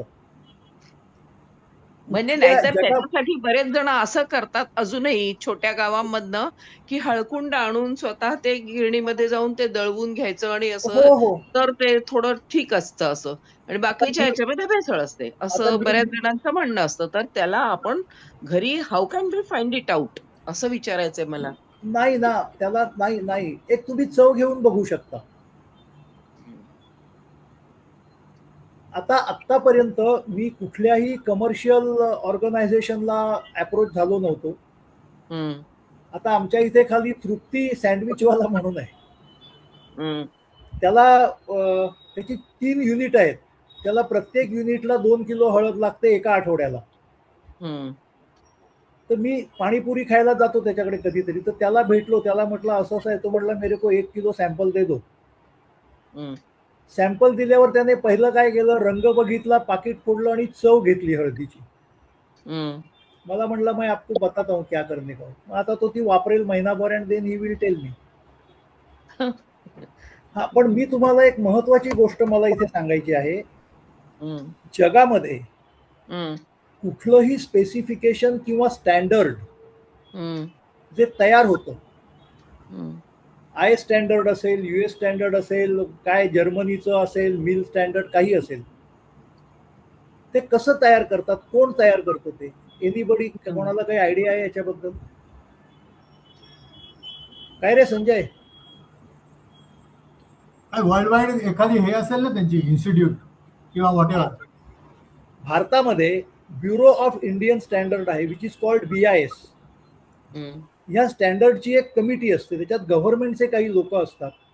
हं, त्यातल्या अभ्यासू जे तज्ञ असतात ते असतात. इन ॲडिशन टू दॅट त्याच्यामध्ये मॅन्युफॅक्चरर सुद्धा असतात. लार्ज स्केलवर जे मॅन्युफॅक्चरिंग करतात, हां. त्यांचे एक्सपर्ट पण असतात. हं, याचं कारण हे आहे, हं, की आता मोटरचं मी उदाहरण देतो, कारचं. पूर्वी आपल्याकडे काही स्टँडर्ड नव्हतं. Then we have come to B4, मग B5, आता B6. प्रत्येक जण आपापल्या हिशोबाने बनवत असे. मग आधी त्या मॅन्युफॅक्चररना ते विचारतात, की अरे हे B4 स्टँडर्ड आपण इम्प्लिमेंट करणार आहोत. ते किती वर्षात तुम्ही इम्प्लिमेंट करू शकाल? त्याचे हे नॉर्म्स आहेत. त्याचं इन्फ्रास्ट्रक्चर आपल्याकडे आहे का? तुमच्याकडे आहे का? काय आहे? ह्या बेसिकली हा सगळा व्यवसाय आहे. ह्या व्यवसायावरती अनेक लोकांची पोटं अवलंबून आहेत. उद्या समजा असा एकदम स्ट्रिक्ट नॉर्म केले, की हळदीमध्ये हे एवढं-एवढं पाहिजे आणि भारतीय शेतकरी किंवा भारतीयाची जी काय एक जमीन आहे, ती जमीन, तो शेतकरी आणि तो मॅन्युफॅक्चरर जर हे नॉर्म्स देऊच शकत नसतील, तर काय उपयोग आहे? त्यामुळे हे कुठलेही नॉर्म्स करताना, कुठलंही स्पेसिफिकेशन करताना मॅन्युफॅक्चरर्सना सुद्धा इन्व्हॉल्व करतात. बरोबर आहे. कारण ठीक आहे ना. ते ठीक आहे. म्हणजे एखाद्या गोष्टीचा कस काय आहे असं आपण म्हणण्यासारखं हां. आहे ते. पण त्याच्यामध्ये व्हॉट अबाउट इम्प्युरिटीज असं माझं म्हणणं आहे, की जनरल लोकांना हे कळायला त्याच्यासाठी काही आपल्याला ह्याच्यामध्ये सोल्युशन काढता येत नाहीये. नाही, मग त्याच्यामध्ये आता कसं असतं माहितीये का? की समजा 30 ते 40% एखादी गोष्ट एक 40% ॲक्सेप्टेबल असेल हं, आणि भारतामध्ये ती कुठेही 40% मिळत नसेल. हं, मग R&D करून ठरवतात, की बाबा भारतामध्ये आज आपण किती देऊ शकतो? हं, 60% देऊ शकतो किंवा 55% देऊ शकतो. मग ते तो नॉर्म फिक्स करतात 55%. हं, मग ते 10-15 वर्ष ते चालतं. देन दे रिड्यूस दॅट म्हणजे हळू ते हं. क्लोज येत जातात ॲक्चुअल त्या व्हॅल्यूच्या. तोपर्यंत हे मॅन्युफॅक्चरर आपलं इन्फ्रास्ट्रक्चर अपडेट करतात. आपल्या एम्प्लॉईजना ट्रेन करतात. So it's not a small job. Of course not. हं, हं. म्हणजे याच्याशी सगळं अर्थशास्त्र जोडलेलं आहे या स्पेसिफिकेशनशी. आता तुला मी सांगतो स्टील मॅन्युफॅक्चरिंग आहे ना, हो. American society of mechanical engineers म्हणून एक आहे ASME. त्यांनी दिलेली स्टीलची नॉर्म्स आहेत ती काही काही भारतामध्ये ते स्टील बनतच नाही. इम्पोर्ट करावं लागतं इटलीतनं. आत्ता बनायला लागलंय भारतामध्ये. आत्ता गेल्या 10 वर्षात. काही कंपनीज बनवतात अजूनही पण. L&T बनवते. नाही L&T स्टील नाही बनवत ग. हम्म. I am talking about steel. Steel alloy. अच्छा. हा बरोबर. हम्म. L&T त्यातनं काही पार्ट्स बनवते किंवा इतर काही बार्ज असेंब्लीज वगैरे बनवते. बनवते. तर सांगायचा मुद्दा हा आहे की आपल्या देशात ते इन्फ्रास्ट्रक्चर अवेलेबल असलं पाहिजे ना. हम्म. साधं उदाहरण देतो. सोलार पॅनल सगळ्यांनी बघितली असतील. इलेक्ट्रिकल सोलार पॅनल फोटो बिटो बघितले असतील. त्याच्यावर जी काच बसते ना, काच, हो. ती चायना कुठली काच वापरतं हे चायनाने आपण करोडो रुपयांची पॅनल घेतलेली आहेत किंवा लाखो करोडो रुपयांची पॅनल्स आपण त्यांच्याकडनं घेतलेत भारताने. बट दे नेव्हर डिस्क्लोज की काच आम्ही कुठली वापरतो. आता रिलायन्स वाले वगैरे त्याच्या मागे लागून आता रिलायन्सचं ते रिन्युएबल एनर्जीचं आहे. त्यांनी ते संशोधन केलं, R&D केलं आणि आता ते स्वतःची पॅनल स्वतः बनवायला लागले. ते रिव्हर्स इंजिनिअरिंग करून शक्य आहे ना. अरे काय वापरतात? प्रत्येक गोष्टीचं रिव्हर्स इंजिनिअरिंग शक्य नसतं, हे पण लक्षात ठेव. ती टेस्टिंग फॅसिलिटी तुमच्याकडे पाहिजे. आता मध्ये आपण ऐकलो होतं तांदूळ, प्लास्टिकचा तांदूळ ऐकला होता की नाही? माझं काय म्हणणं आहे की रिव्हर्स इंजिनिअरिंग जमत नाही असं नाही, ते करायला लागतं काही झालं तरी. हो बरोबर आहे, पण त्याच्यासाठी सुद्धा फॅसिलिटी लागतात ना तुम्हाला. इन्फ्रास्ट्रक्चर लागतं की नाही? आपण कशावर बोलतोय ऍक्च्युली, म्हणजे कसा हा कुठला पॉइंट आहे ऍक्च्युली? पॉइंट ऍक्च्युली असा आहे की हळदीमधलं अडल्ट्रेशन कसं ओळखायचं घरगुती उपायाने. पण मग त्याच्यासाठी रिव्हर्स इंजिनिअरिंगची काय मोठी गरज? नाही तो विषय तिकडे वळला आता. आणि आपल्या इन्फ्रास्ट्रक्चर नाही अशा ह्याच्याकडे कशाला आपण वळतोय?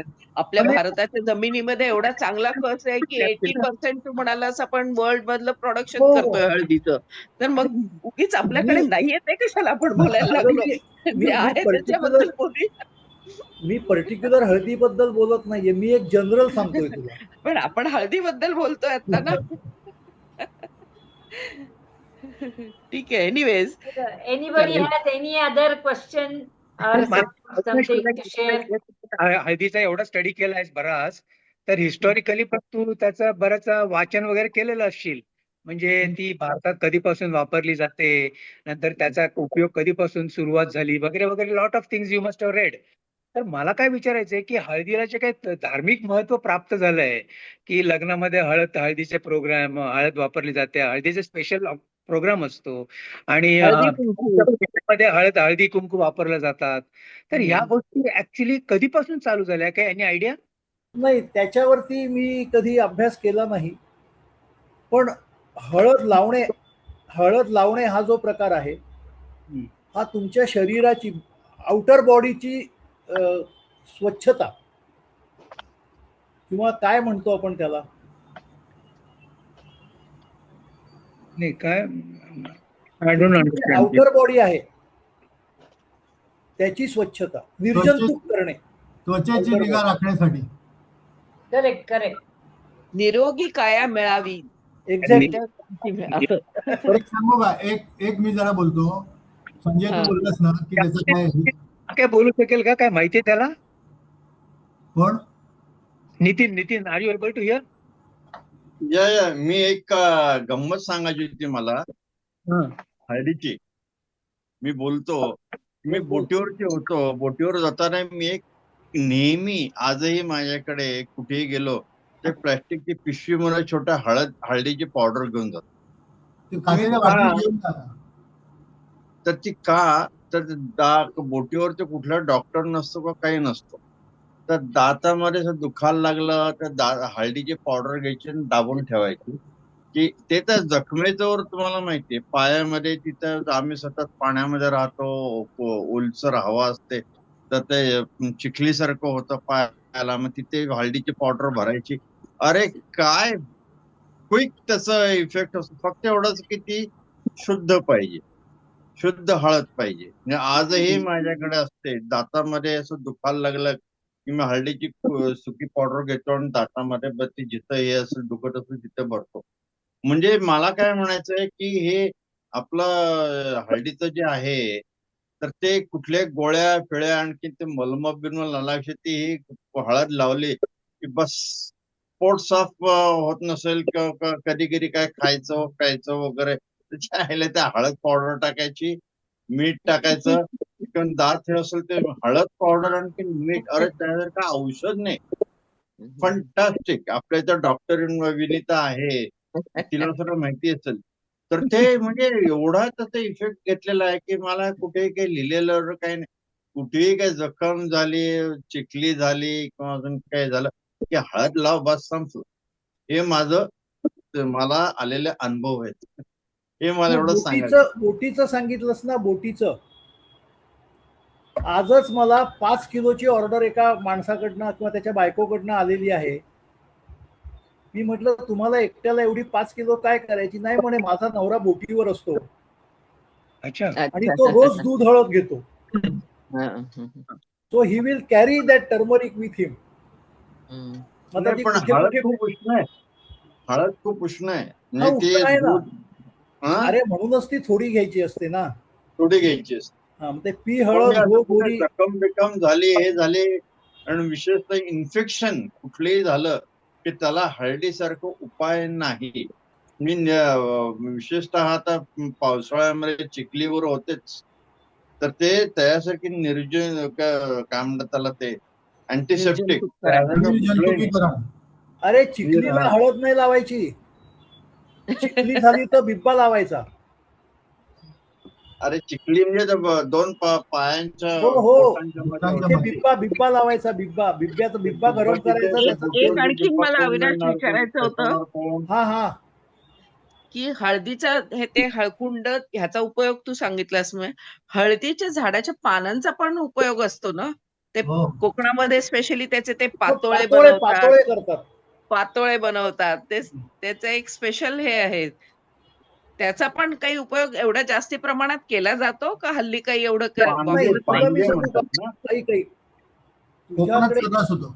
तुझ्याकडे जर हळदीची ओली पानं असतील तर तू चहा पावडर टाकण्याऐवजी थोडीशी ती पानाची पावडर किंवा तुकडे टाकलेस तर you will get a good satisfied water, म्हणजे satisfaction by drinking that water. नाही, पण असं हल्ली मला हे विचारायचं होतं, तुझा एवढा अनुभव असेल, शेतीत जर का हळदीची होतीये तर असा वापर किती प्रमाणात केला जातो असं विचारायचंय मला. भरपूर केला जातो. माझ्याकडे आज 100 कस्टमर आहेत, त्यातले 5 कस्टमर माझ्याकडे ओली हळद मागतात लोणचं घालण्यासाठी. हा, ती ओली हळद आणि लोणचं माहितीये, पानांचं विचारते मी. पानांचं वापरतात ना. पानांचं कोकणामध्ये सर्रास हळदीच्या पानांचं ते पातोळे आणि पानग्या करतात. पण तू जर कधी पारसी रेस्टॉरंट मध्ये गेलीस तर पात्रा फिश बनवतात ना, पात्रा फिश ते हळदीच्या पानामध्ये गुंडाळून त्याला ते उकडवून मग त्याला फ्राय किंवा असं काहीतरी करतात. पात्रा फिश मेन हळदीची पानं वापरली जातात. म्हणजे हा इराणी लोकांनी आणलेला, पारसी लोकांच्याकडे पारंपरिक पद्धत आहे त्यांची बनवण्याची. They were also in the know of uses of turmeric.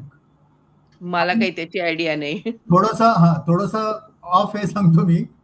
नाही, ठीक आहे ना. पूर्वी एक आपली जेजुरीचा खंडेराय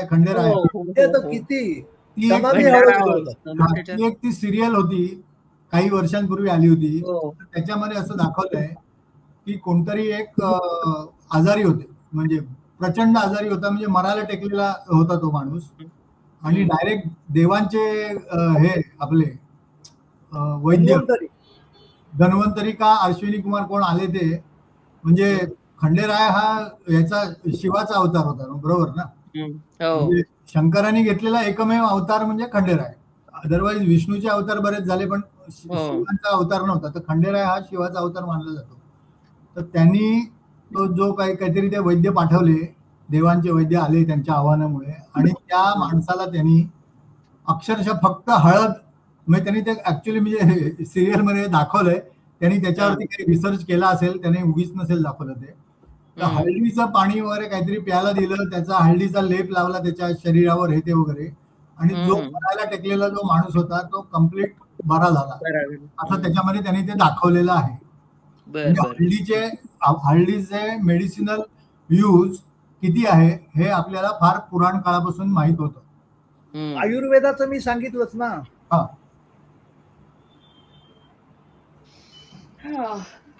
Anyway, अविनाश, आजचा तुझा अतिशय अभ्यासपूर्वक झाला प्रेझेंटेशन. तू खूप त्याचा अभ्यास केलायस आणि त्याच्यामधले स्पेसिफिकेशन्स आणि स्टँडर्ड्स वगैरे सगळं, आणि मला परत एकदा जरा कॉलेजात गेल्यासारखं वाटलं. कशात गेल्यासारखं?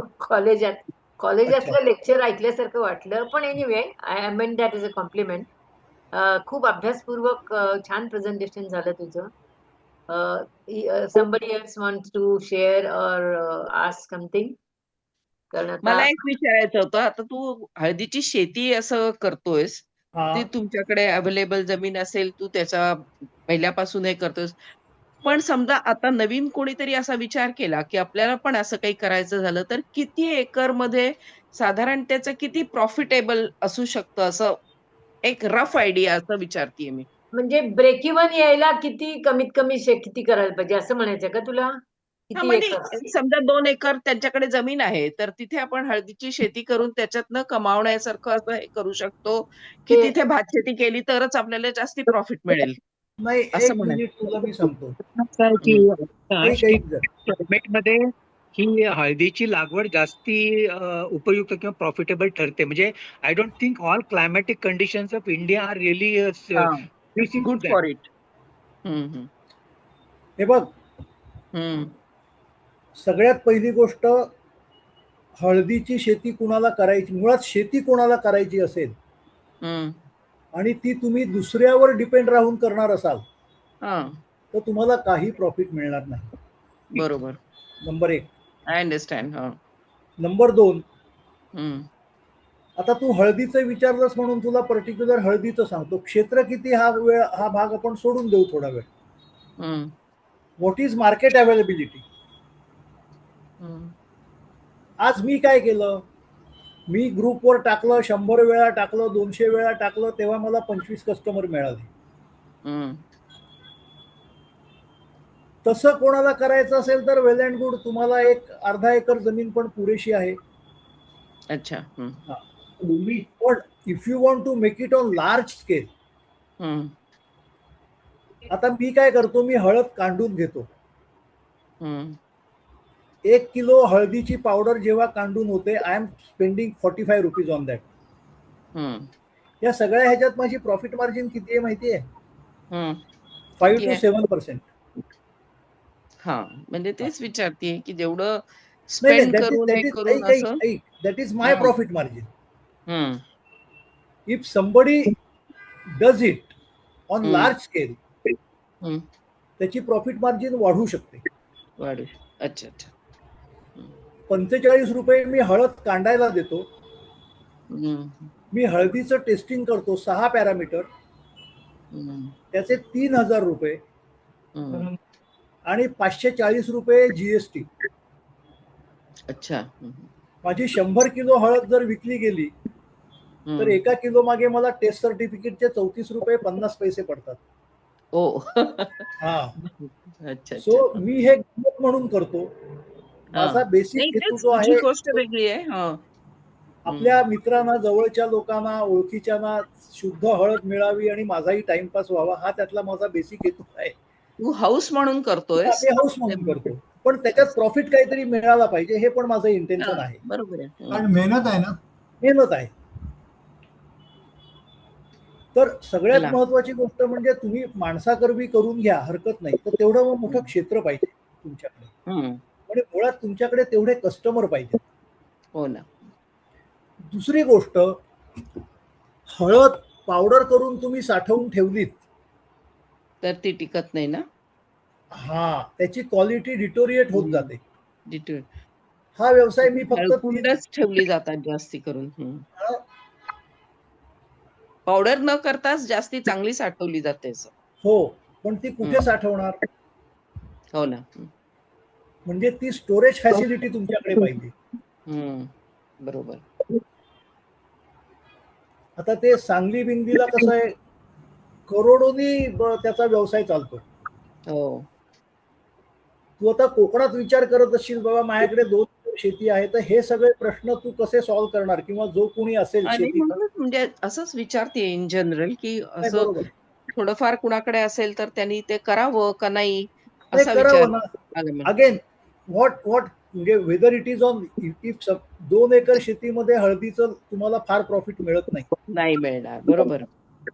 परत ती जमीन त्या लायकीची हवी, नाही, गरज नाही.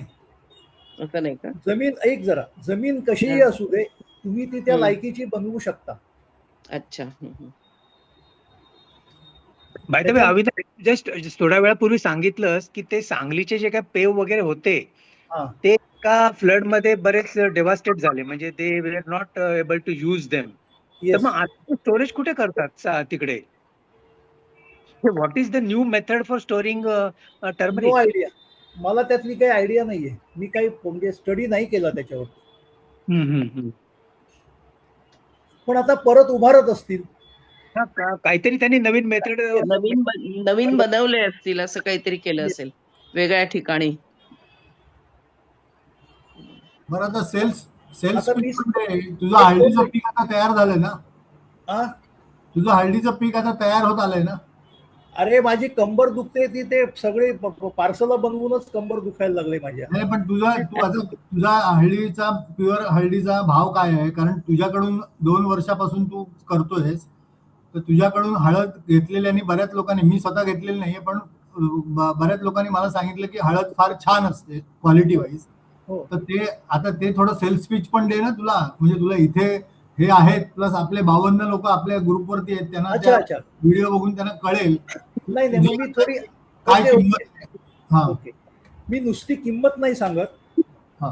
मी थोडासा अजून एक 5 मिनिटं घेतो की मी हळदीच्या पण व्यवसायाकडे किंमत का पण वळलो. सांग ना. हा, किंमत पण सांग. हो, किंमत पण सांगतो. हळदीच्या व्यवसायाकडे मी का वळलो, किंवा हळदच का. मी आंबा विकू शकलो असतो, काजू तर विकलेच आता, अजून काय विकू शकतो, कम विकू शकलो असतो. मी हळद याच्यावरती जो अभ्यास सुरू केला हा साधारणपणे 2010 साली सुरू केला, की गावाला काय करूया, जमीन आहे आपली, काहीतरी करायला पाहिजे. मग कोण म्हणाला आंबा लाव, कोण हे लाव, म्हणजे होतीच झाडं माझ्याकडे, मी आंबा विकत पण होतो. पण मी 5 वर्ष तिथल्या एकूण बाजारात भाव, मी तांदूळ पण विकायचा विचार करत होतो. पण ह्या सगळ्या गोष्टींचा मी विचार केला आणि माझ्या एक लक्षात आलं की आंबा, तांदूळ बिंदूळ त्याला काय अर्थ नाही, टिटवाळ्याला भरपूर मिळतो. आंबा, काजू, कोकम याचं उत्पन्न हे संपूर्णपणे निसर्गावर अवलंबून आहे. माझ्याकडे 6 झाडं आहेत आंब्याची, बाकीची बाग मी विकून टाकली. भरपूर मोहोर आला होता आणि 15 दिवसांनी मी शिमग्याला गेलो गावाला. 8 तारखेला शिमगा होता, तेव्हा 4ला रात्री निघालो, 5-6 दिवस राहिलो होतो तिकडे. तर तो माणूस मला म्हणाला, माझा शेजारी शिंदे म्हणून आहे, म्हणे 15 दिवसापूर्वीपर्यंत मोहोर चांगला होता, सगळा करपून गेला. हे ऑब्झर्वेशन माझं 10 वर्षापूर्वीच आहे की it is totally depending on atmospheric conditions. बरोबर. माझं जे गाव आहे ते गाव लोटे परशुराम जे आहे, it is a industrial zone and it is a chemical zone. माझं गाव आणि लोटे परशुराम याच्यामध्ये कुठेही डोंगर नाहीये. लोटे परशुराम वरनं निघालेले सगळा वारा किंवा काय जे असेल ते सगळं आमच्या गावात येतं आणि air distance is hardly 10 kilometre. By road गेलं तर काय 40-50 किलोमीटर असेल. तर ते आमच्याकडे, अरे तुला माहितीये का, ती पिवळी फुलपाखरं एक 10 वर्षापूर्वीपर्यंत आमच्याकडे भरपूर दिसायची. आता ती फुलपाखरं दिसत नाहीत, भुंगे दिसत नाहीत, मधमाशा दिसत नाहीत. पोल्युनेशन व्हायला ह्या सगळ्याची गरज असते. मग गावातल्या माझ्या मित्रांशी चर्चा केल्यावर मला असं कळलं की हा, आमच्याकडे काही, आता आपण काय म्हणायचं त्याला, की सोशिओ इकॉनॉमिकल रिझनमुळे पूर्वी लोक गावातल्या छोट्या छोट्या टेकड्यांवर शेती करायचे, नाचणी, वरी अशी पिकं घ्यायचे. हम्म. आता ती शेती कोणी करत नाही. आता ते जंगल जवळ आलं. सो लांब असणारे वन्य प्राणी, विशेषतः डुकरं, ती जवळ आली आणि हो. डुकरं अशी सरळ रेषेत धावतात. संपूर्ण भातशेतीची नासाडी करतात. पण गावातल्या मित्रांशी बोलल्यानंतर मला 15, 16, 17 ह्या पिरियडमध्ये माझी खूप चर्चा झाली. तेव्हा मला एक कळलं, डुकरं, गुरं, पाळीव गुरं, माकडं ही हम्म. हळदीच्या बाजूलाही फिरकत नाही. अच्छा. हा, हम्म. कारण त्या हळदीला थोडा उग्र वास असतो. बर बर. Hmm. That's why I have decided to go for turmeric. Hmm. Good. आणि हळदीला चोरी नाही. हम्म. तुमचे बरोबर. कारण याचं काय आहे, ह्याचं कारण असं आहे की गावातला प्रत्येक माणूस 5-25 तरी हळदीची झाडं आपल्या घराभोवती लावतो. त्यातनं जी हळद येईल ती काढतो, ती कांडून घेतो आणि त्याच्यासाठी. वर्षभर वापरतो. हम्म. तिथल्या माणसाकडे हळदीला मार्केट नाही. हा. हम्म. तिथल्या माणसाकडे आंब्याला मार्केट आहे. माझे आंबे हम्म. चोरले, दापोलीला नेऊन विकले की त्याला 4 पैसे मिळू शकतात. हम्म. काजू काढले. अरे तुला गंमत सांगतो, ज्या लोकांकडे गावामध्ये काजूची झाडं नाहीत हम्म. ते 200-200 किलो काजूचे सुक्या बिया विकतात विथ शेल. कुठून येतात ह्या सगळ्याचा स्टडी केल्यानंतर मी ठरवलं की आपण हळदीचं लागवड करायची. हम्म.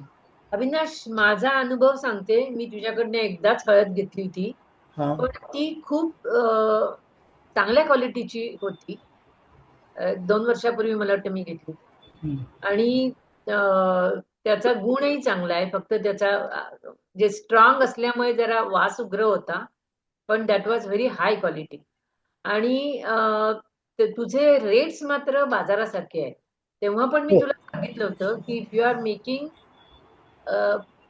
If you are producing turmeric with high curcumin, तर तुझं बाजारभावापेक्षा जास्ती भावाने तू विकलं पाहिजेस.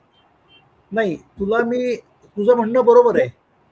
पण तुला एक गोष्ट सांगू का, कर्क्युमिन पर्सेंटेज किती येणार हे मला नाही कळत सुरुवातीला.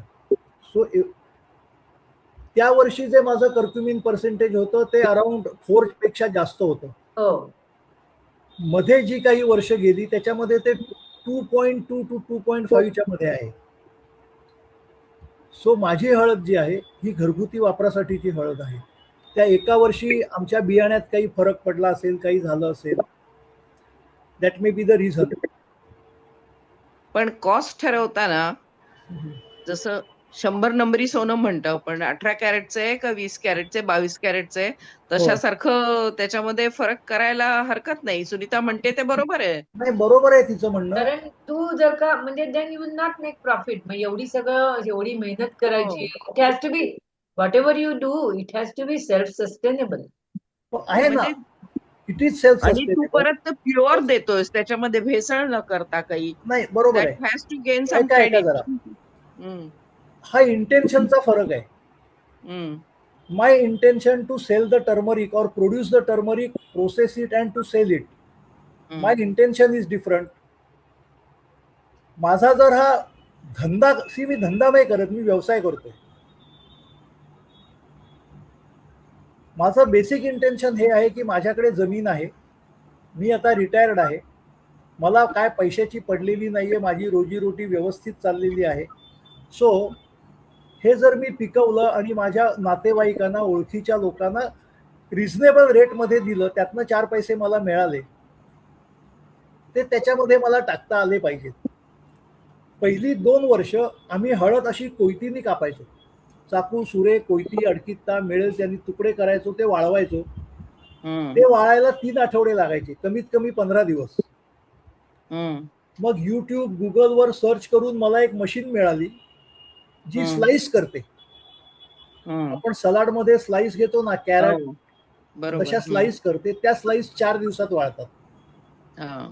So my production rather selling time is reduce around 12 days असं धरून चालू आपण, किंवा 10 डेज.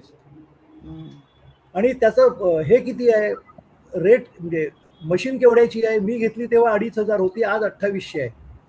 2,500 रुपये घरपोच राजकोटवरनं येते ती मशीन. साधी अशी हँडल फिरवायची आहे. तासाला 40 ते 50 किलो ओल्या हळदीचे तुकडे करू शकता तुम्ही. सो ते मशीन मी कशातनं घेतलं? ह्यातनं जो प्रॉफिट मला मिळाला. आता 3,540 रुपये मी टेस्टिंगवर का घालवतो? मी तुला सांगितलं ना, गेल्या वर्षी माझी 150 किलो हळद विकली गेली. या वर्षीचं माझं टार्गेट 200 किलो आहे. मी धंदा केलेला आहे इन्स्पेक्शनचा. व्हेन आय हॅव स्टार्टेड, माझा रेट होता 700 रुपये पर डे. तो मी 8,000 रुपये पर डे पर्यंत नेलेला होता 15 वर्षामध्ये किंवा 12 वर्षामध्ये. पर डे म्हणजे पर मॅन डे. अच्छा. हा, मजुरी.